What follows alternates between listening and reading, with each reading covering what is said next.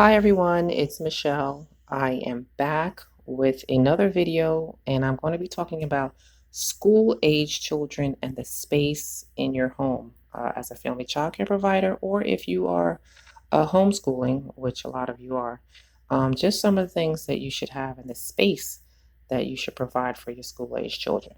And so here's just a little view of what my space looks like for my school age children. And I'm going to take you in here to show you some of the resources that I have available for my school agers. Could be after school children. Right now, a lot of the school age children are with you full time in your daycare. And so you want to have some resources available to them. So the name of this video today is Yes, You Are a Teacher.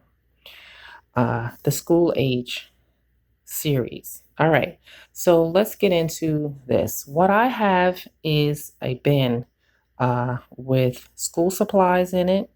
I have a bin with art supplies. I have math kits, and I also have an easily accessible area where the children can pull out the things that they need while they're working. And so one of the things that is really important to have are these supplies. They run out of pencils, they may need index cards, things like that. So here's a lot of things that they may need. So a lot of the children need the scientific calculator. And so that is something that you may want to provide, or just a regular calculator, depending on the age of the child. You want to have composition books, and a lot of the schools specify wide ruled or whatever type they ask for. College rule notebooks, things like that. You want to have spiral notebooks, 3x5 index cards, 4x6 index cards, as well as the index box to hold the cards. You also want to have the tabs that slip in to your dividers in your in a lot of the binders that the kids have, because a lot of these times these rip, and you just want to have extra of those. You want to have the spiral notebooks, and you want to have extra folders, lots and lots of pencils. I like to purchase these. They're already sharpened. I don't know what happens to the pencils with the kids. They start out with 50, and in one day they're down to maybe like 2 or 3. So you want to keep like an extra pencils here. White out. You want to keep extra erasers here, and I have some fun ones. And you can also do the erasers that go on the pencil as well. I have glue sticks, scissors, a ruler, and a lot of the kids like to use mechanical pencils, and so I have some of those as well.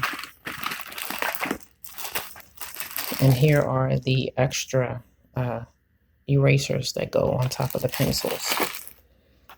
Okay, so you may have some other things in there as well. You may have pens of different colors for your school agers. You may have graph paper or graph or grid notebooks, line paper, and all different types of things that they may need. I even keep extra trifolds for projects and things like that. You can get any of these supplies from your dollar store, your Target, and your Walmart and Staples. And a lot of them are supplying these things because we are home and we are working with our children. And so we kind of need a lot of these things. And then over here I have an easily accessible area. And in here I keep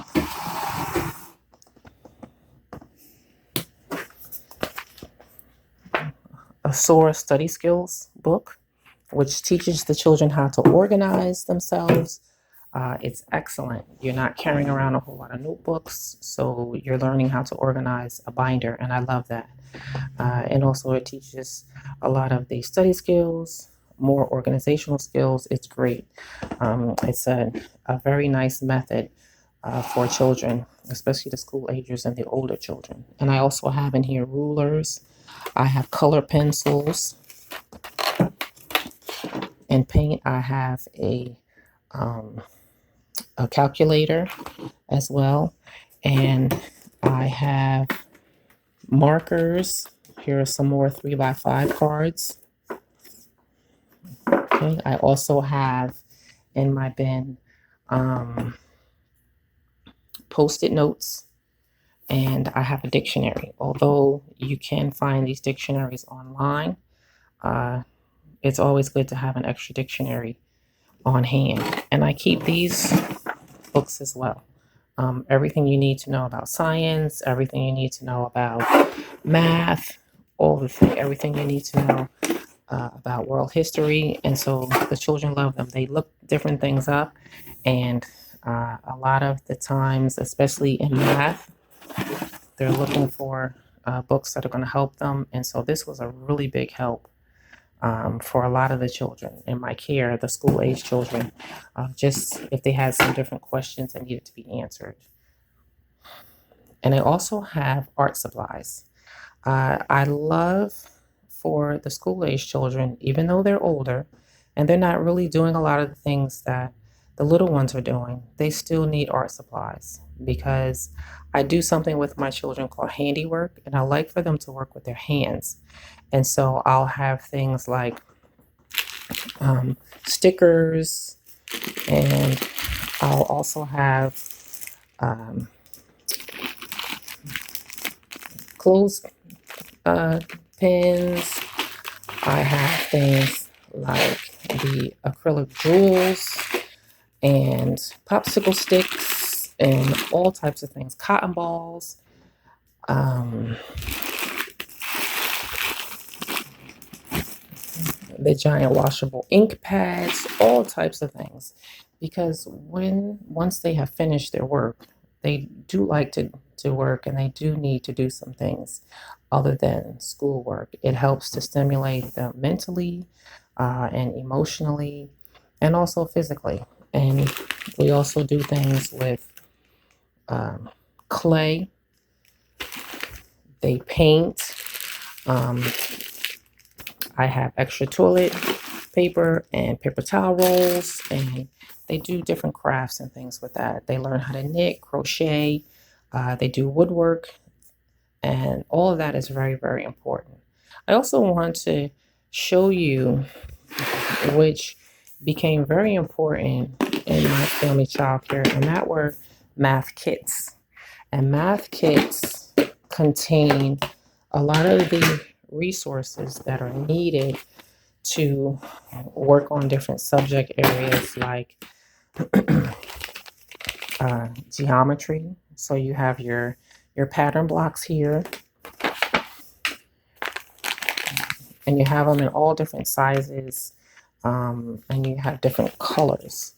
You also have your counters, and you can use any types of counters. I mean, the younger children, school age children, like to use teddy bears and all different things like that. I just have the plain round counters for each one with the color on each side. More of the patterns. Okay, I have a little clock that is helpful and beneficial in teaching time. And I know we use the digital clock a lot, but it is also a good idea to learn how to use the analog as well. And also in here, the cubes, the links, these are very helpful with counting. A spinner, the smaller cube, the Cuisinart And then you have them in different dimensions, the 100, the 1, money. And these haven't really been open. We've been using real money to learn money with the coins and the paper money. And these are pretty good. I've been using these as counters. If you see here, there's a real money, pennies, nickels, dimes, quarters, and then also you have your money. It's not real, but it does. They did a good job of making this money look real. And so you can purchase these kits already put together, or you can create your own. And it's nothing to create your own. You can get a lot of these things at your local Target, your Walmart, your dollar store, and just pick up a bin and you can put things in there. I have tape measure for another one of my bins. And then here's a kit that I bought. It's by Houghton Mifflin, and they have all of the same things that I just mentioned: the money, the counters, a ruler, different things like that, depending on the age of your child. And then this has a lot more of these, especially depending on the program that you're using. Some of you might be using Everyday Math. Some of you might be using Singapore Math. There's all types of things. I created these beads as counters. The children love to put their hands on things. They love to, if they're counting, it helps to use your hands, and in doing that stimulates your mind. And so you have a visual, you have an audio, you have kinesthetic, and that helps with all those different types of learners. So I hope some of these materials are helpful, just to get an idea of what you can have in your Filmy Chalk at home, and as well as your homeschooling. And it's very important for the children to have a space to work in. I showed you that in the beginning. And that way, that space is away from the preschoolers, maybe the toddler and the infants. And although I've set my Filmy Chalker up where we are a family here, it's good to give those older kids a little bit of space. And the last thing I want to mention is make sure that your school agers are getting outside. This is a time where they're going to be inside quite a bit. And when they get a break, let them go outside, keep things outside, basketballs, jump ropes, sidewalk chalk, bubbles, all types of things. And so that they have that mental break, and they get that physical activity, because that is very important. All right, so my next video will be on the preschoolers, and I will show you a lot of the things that they need as well. But in the meantime, I'll put a list of websites and different material that you can use for your school agers. All right, take care and have a great day.